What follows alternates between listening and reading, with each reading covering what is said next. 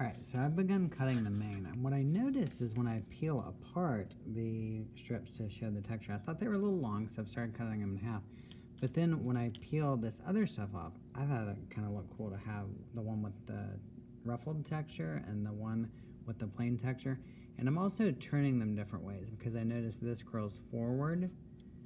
So putting it this way versus the other way creates a different look. So I'm kind of changing it up as I go. So I'm gonna add glue, well, next, because I'm also trying to form a pattern. This would need to go this way. So this is gonna come out from behind his ear.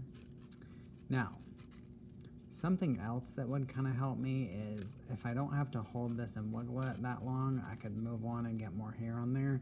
So I'm gonna hold this on there, and then I could actually clip on that to give the chance of glue to grab a hold, and then I'm going to go ahead and do the next one.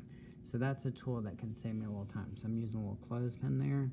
If you guys have some of those around, it would be handy to have those to use for some of these parts. So I'm going to put this on here, but also once this has had time to grab a hold, I can actually move the clothespin if you don't have that many.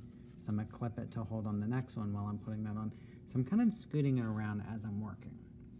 All right, so I'm gluing on these pieces, and I'm going to continue that, but then the next step, I would actually be drawing on some of the features and details, and I need to make his tail still, which I think you guys can probably figure that part out, so I'm not going to shoot another video for that part.